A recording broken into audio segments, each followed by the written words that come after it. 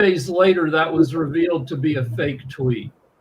But if the Dodgers pull it out, well, the Toronto, I don't know that Canadian teams get invited to the White House. But if the Dodgers pull it out, there's some question as whether they would even. They probably won't get invited because they probably won't come. The Dodgers already had a little mini showdown with ICE at Dodger Stadium. ICE wanted to use the parking lot for ice staging, and the Dodgers said no.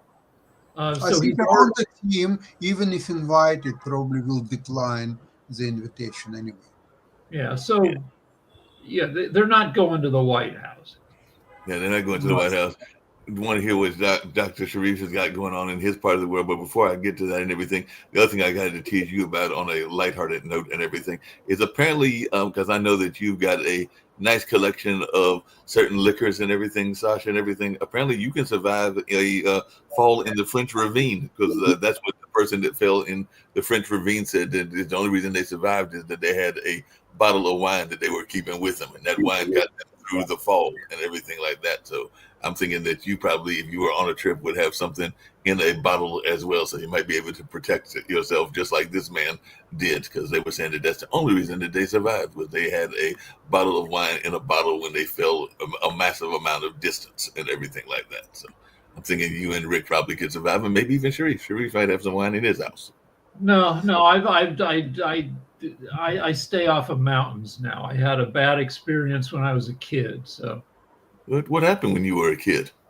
My friends and I climbed Long's Peak in August, and I hadn't been up there, and I thought, well, it's August, so I just wore my jean jacket, and then it started to rain, and then I got altitude sickness, and then I got hypothermia, and my friends found me kind of just like mumbling to myself, and they had to pitch a tent. They had to grab me, take me into the tent, strip me down, lie on top of me to bring me back. So, wow. Well, this cyclist fell 130 foot, fell down 130 foot Reagan. That is not a short fall, but they survived 3 days by drinking that wine that they had. So maybe that's what they needed to survive. Wine, actually, I'd like to notice that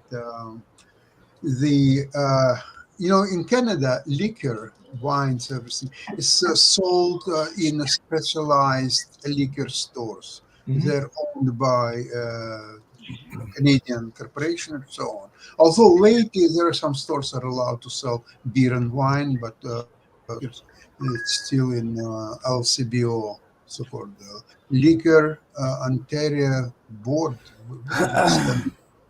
Anyway, so there are now a lot of shelves where it used to be sold. They go by section, for example, Italian wine, French wine, Argentinian wine, liquors from different countries. USA section, empty shelves, not even a single bottle, and a big sign, buy Canadian instead, period. It's in all provinces, starting from British Columbia to Quebec and to maritime provinces and everywhere else. So this is how U.S. benefits, quote unquote, from Trump's tariffs policy. Period. Well, apparently Trump benefits by getting a lot of gifts, because apparently he got a crown and he got some weapons and he got some apparently some dancers performed for him. Let me go back to liquor for a sec. Yes. The percentage of people who drink in America is at an all-time low, except maybe for prohibition. That in 2023, 62% of Americans, adults, reported drinking. It's down to 58%. And this is part of a trend of Gen Z, younger generations are pulling back from everything, from sex, from coupling up, from having babies, because we're more and more involved with our tech, and less involved with the old school pleasures of the world. Hey, Nick, I got a question for you and everything. I was just going to jump in real quick. because I came in at a bad time, and I see we're on a serious note, and everybody's serious. So at this moment, I'm going to break everything up because it's going to be kind of funny. Because when I came in, and knowing who Rick is, knowing what Rick and I talk about, and talking about sex and babies and naked ladies. When I came in, Rick was talking about somebody laying on top of him, and that's all I caught. And so where my mind went, we were talking about. Yeah, I'm glad I kept quiet and listened, that it was more of a serious note, because what I heard, I came in, and the first thing I hear, I woke up and somebody laying on top of me to wake me up. Okay, yeah, your mind was going into the gutter and everything like that. It is Freaky Friday on Halloween. It is Freaky Friday, and it is Halloween, and I've been putting up some of these different banners just for the fun of it and everything like that. But Nick, I got a question for you and everything like that. Since you are a proud royal, you say you are a proud royal and everything like that. So, what is this whole banishing of Prince Andrew is going to do with the royal family and everything? Are they going to start banishing other people as well? Because apparently these memoirs came out and they just said, "Hey, we're going to banish Prince Andrew. He is no longer a royal. He's no longer a prince, and he's going to have to." He's been evicted from his royal mansion, so they're going like, "You got to get out of here. I'm sorry, you're not a royal anymore." Yeah, that's way too bad, isn't it, Mark? That does happen. That happened to my ancestors. They got banished in the Battle of Dunbar. Got rolled over. Crazy. What can you do? Well, welcome to royalty. What's crazy is the FBI said that 100 girls and young women were victimized in the Epstein sex ring, and besides the dead guy Epstein, the former Prince Andrew is the only guy to have suffered consequences from the sex ring that went on for 2 years. He gets caught, he gets off with a slap on the wrist, and it goes on for another, 4 or 5 years. So one woman is in prison for it. One guy's dead, and one guy doesn't get to be prince anymore. Yet 1,000 women had their lives wrecked by sexual predators. It's freaking crazy. Well, the saddest part of the whole thing, and which I think because of what happened with Prince Andrew, or with Andrew now, right? Him being held accountable, and nobody here is being held accountable. Matter of fact, an individual that should have been held accountable got made president. So it's I'm hoping, and it looks like there's starting to be another groundswell of trying to get people to be held accountable because of what happened with Andrew. And hopefully that'll happen. That'll keep going here. So Nick can comment on this, but like some of the dynamics of how these women got roped into this, and girls, is Palm Beach has some very rich areas and some pretty poor areas. And they would, groomers and predators, they look for easy marks.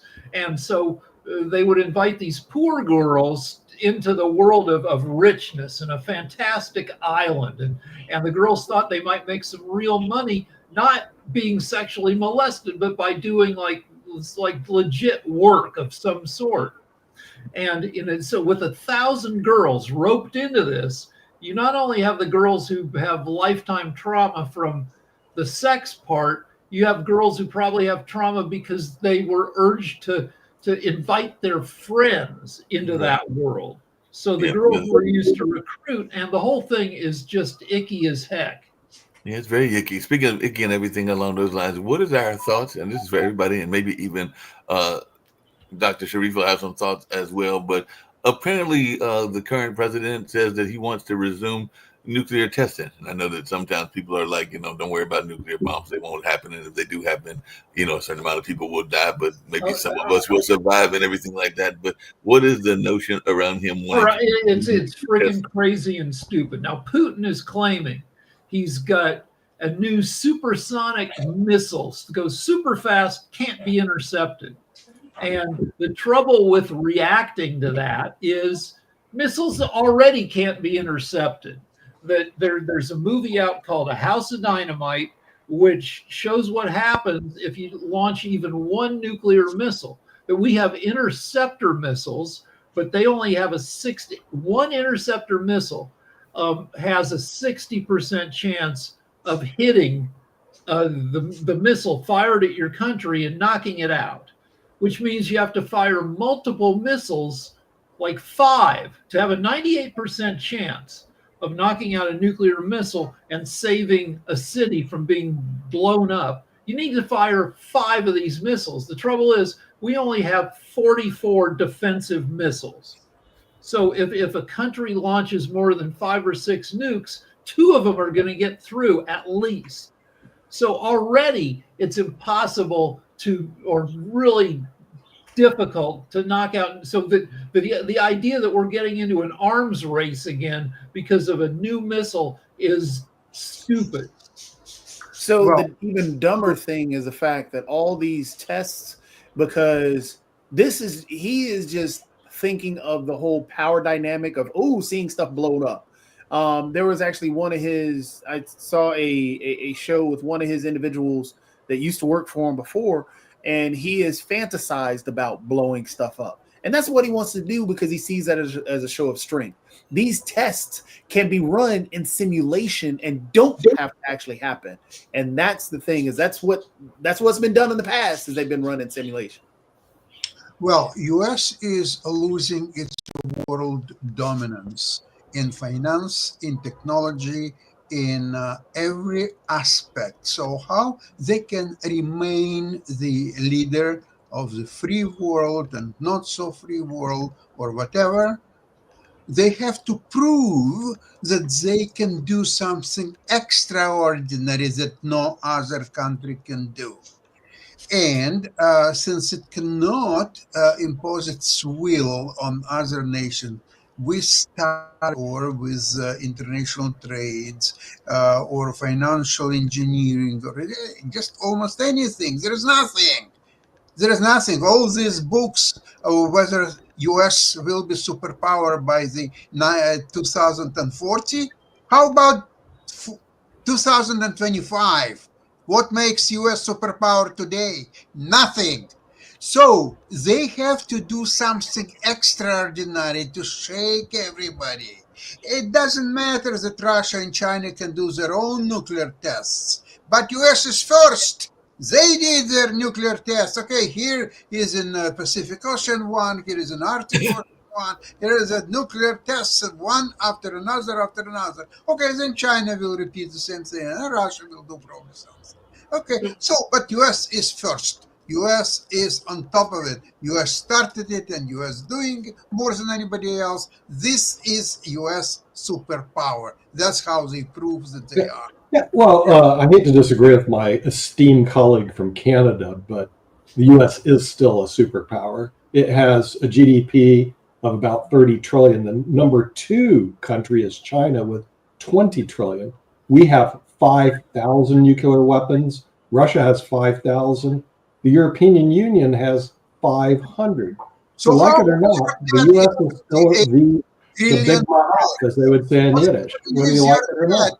With your great Canada is just having their feelings hurt because they've been recognized for the dinky little country that they really are with a big landmass.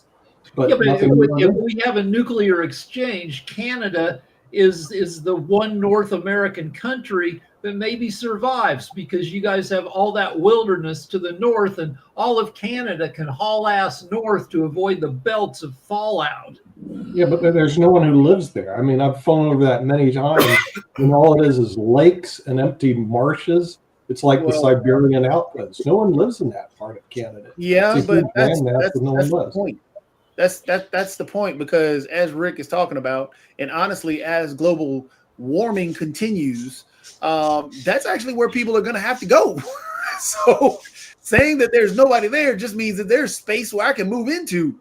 So it's not a you live in currently a cold frozen tundra is most of their landmass. That's what it is. And their population isn't big. Due to rising temperatures, California, those areas will become more livable because right now temperatures are rising. That's been my argument. So that's who cares about climate change. Just go to Canada. I'm going to buy some property in Scotland. And I go, it's cold there. That's the reason I wouldn't buy it. But guess what? Because of global warming, Scotland will be nice, so I don't have a problem with it. So, Well, I mean, speaking Canada of, is actually a great country as well. Canada is a really great country. They have a lot of great things going on there, especially, I mean, even in their fusion technology and some other healthcare things. So Canada's a great country. Saying it's a decent country is actually a bad thing. Plus, Canada has underground cities. Edmonton, I think Calgary, they've dug pedestrian tunnels. So in the middle of winter, when it's minus 15, you don't have to go outside. Yeah, because it's cold. So they'll survive the nuclear holocaust because they'll be underneath the ground. Yeah. And also, I will point out, I will have to say that Trump did not get his idea for his underground bunker up under the trashy ballroom from Canada, even though Canada has some technology underground. No, he got it from Germany, historical Germany. If you look up who did it first with that idea and where he's getting many of these ideas from. Mark, did you bring up the cutting of the refugee program that he's doing to fit in that whole thing as well? I did not, but go ahead and bring it up. Where Donald Trump is cutting down from, I think it was 120,000 refugees that we can accept down to 75,000. And no, 7,500. Oh, yeah. 7,500. And those are to be white people from South Africa, or the majority of them are supposed to be white Africans. Trump thinks that white people in South Africa are an oppressed minority. So he's making it so he's cut the number of refugees, that is people fleeing from political strife, from 100 by almost 95%, and the remaining 7,500 people, most of those allowed in will be poor, oppressed white people from South Africa. And think of that visual. You're deporting brown people, coming in with the military and attacking brown people, putting brown people in these, just kidnapping them, and even citizens, having them come out naked in the middle of the night, but then saying, "Hey, these white people can come in." Yeah, I hear you. What does that say? Yeah, that's not a good. Not a good look. We got Steve here and everything. Go ahead, Steve. Yeah. Good morning, everybody. Sorry, I'm late. Middle of the campaign for Tuesday's elections. But I think this is really interesting. I think that I really agree with Jacoby here. I mean, I think it's so hypocritical to say you're gonna target brown people and black people, but then people from New Zealand or Norway or South Africa can come in. I mean, at the end of the day, honestly, I think one of the problems the United States has faced is that we're not really looking at the reasons why people are fleeing. Normally refugees are coming in seeking asylum, political asylum, where they're facing persecution, torture, and there's not enough resources to accept all these people coming in. But the situations are so bad, they don't have anywhere else to go. And so I think from the foreign policy perspective, why are we not seeing more? We're giving Venezuela money when we should be out there trying to figure out a way to get this dictator out, because he's just hurting the people of Venezuela. I went to Venezuela 25, 30 years ago when it was a democracy. I lived there for a few months. It was amazing. And so when the situation is that bad, people are coming. So, but this doesn't do anything to solve the immigration issue. I mean, I think that, you could have different, I mean, we've talked about this ad nauseum, but I think this is just, it's political gamesmanship. It's using immigration as a political football. It's obviously working for the Republicans, but I hope these moderates out there, if there are any left, even in the Republican Party, including Tom Tillis, our U.S. Senator, is to fight this. I mean, he doesn't have to worry about running again. But, I mean, everyone else is so worried about running again. They're agreeing because they don't want Trump to primary them, right? Meanwhile, China's calling for free trade. I find that interesting. Z is now saying he wants world markets to be free. So, I mean, looks like he's kowtowing a little bit to Trump. So. No, kowtowing. What he's doing is he's filling the void that Trump created. Yeah, because we're supposed to be That's what trademark. And now they're saying, hey, look, this is how you built and became this world leader and world dominator in the trade world and in the economic industry, because we're number one, and we keep yelling that we've been taken advantage of when we're still dominating the world. But now, because of what Trump is doing, the dollar value is dropping, and she is coming in. Hey, look, hey, come here, trade with me. So he's filling that void, and that's going to hurt him. This push for whiteness in America, one way of looking at it is a last gasp of the white majority, because the U.S. is on track to become a minority majority nation in the early 2040s. That is, whitey will be less than 50% of the total population, which is already the case in some great American states. California, whites are less than 50%. Texas, Florida, Georgia, New Jersey, Delaware, Maryland, and then some other states are borderline that. New York, your state, North Carolina, Virginia, Illinois, and those states work great in a lot of ways, but whitey is shitting his pants because he doesn't get to have as much control as he used to. Rick, is that part of the reason? Hold on a second, Rick. I'm going to be a white man. I hear you. I'm white. It feels great. It feels great. I mean, that is the sad reality that feels great right now.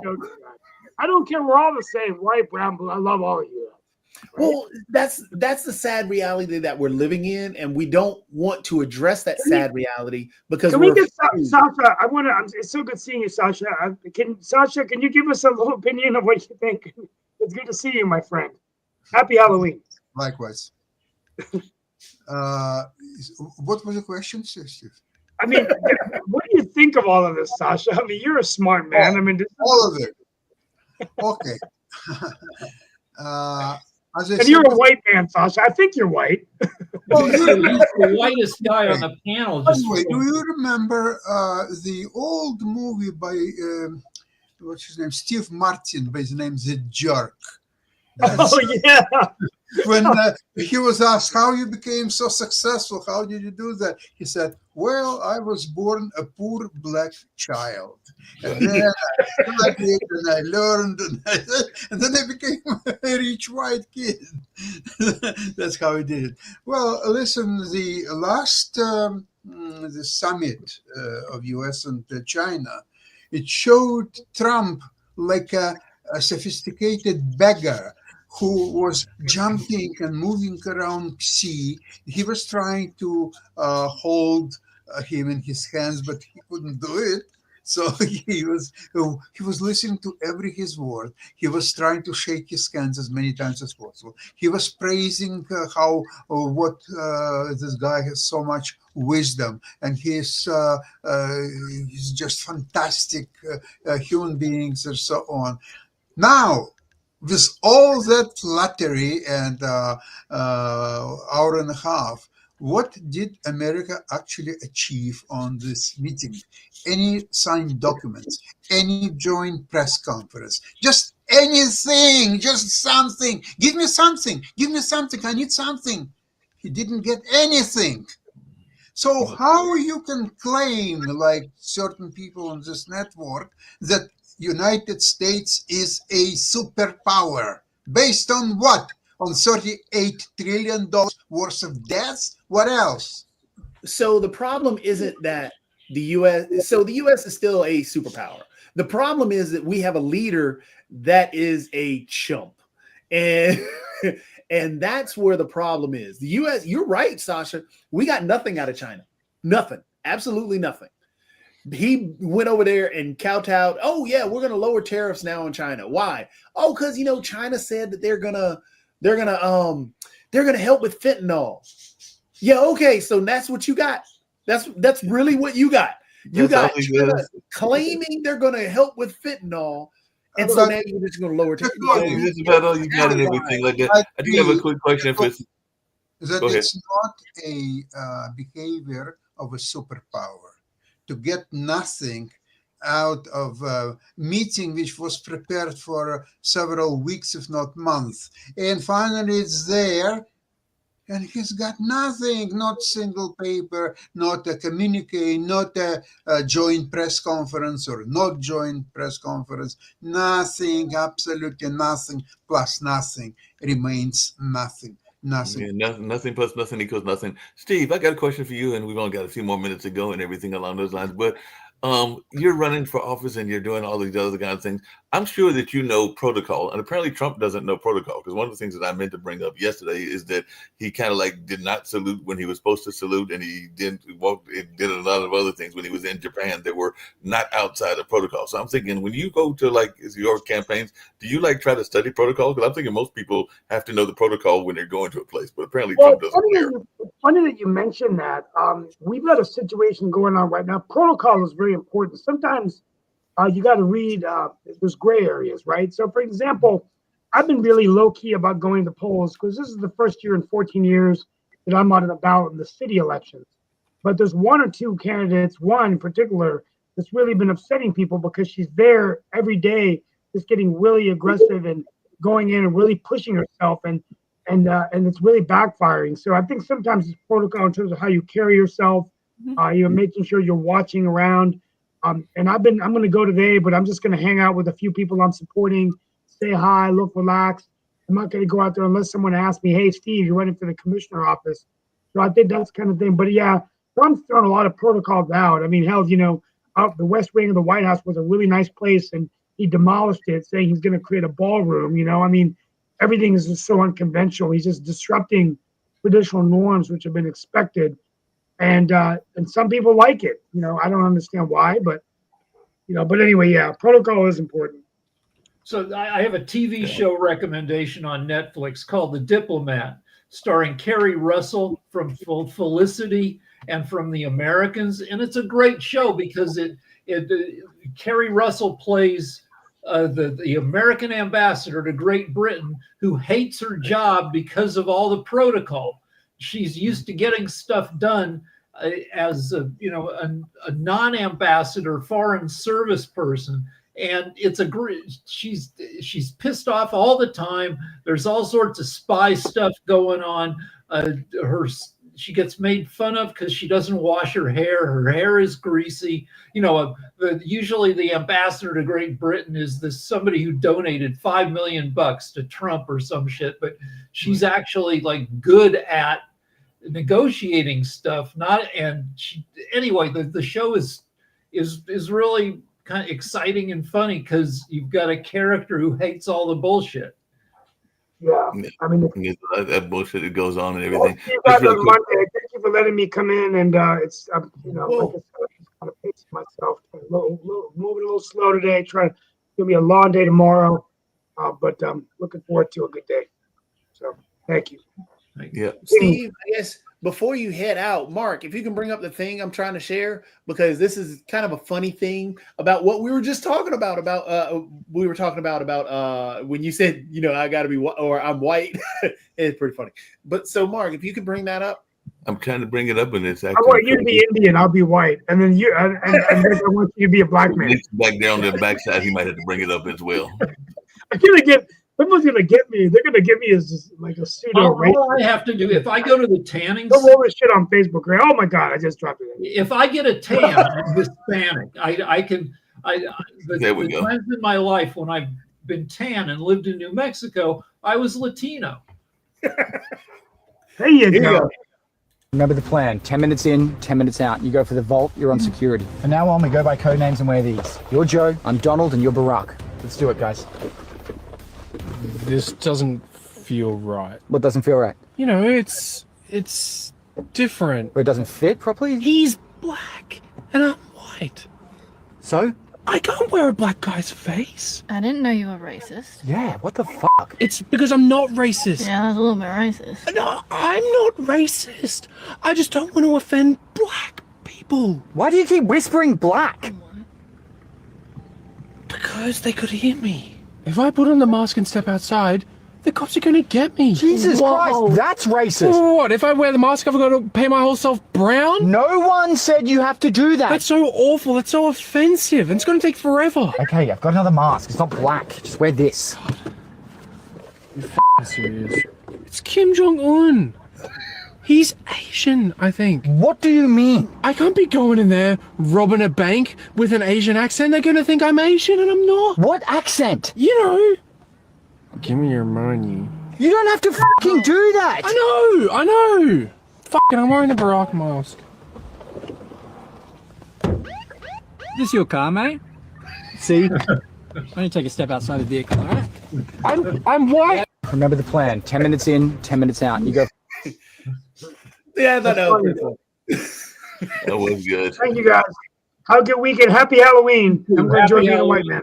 Thank you. Yeah. I'm gonna be white, you be white, and we're gonna make money finally. And on that note, we're all going to get out of here. That was funny and everything like that. Get on out of here. All right. Good weekend, everybody. Enjoy the shutdown.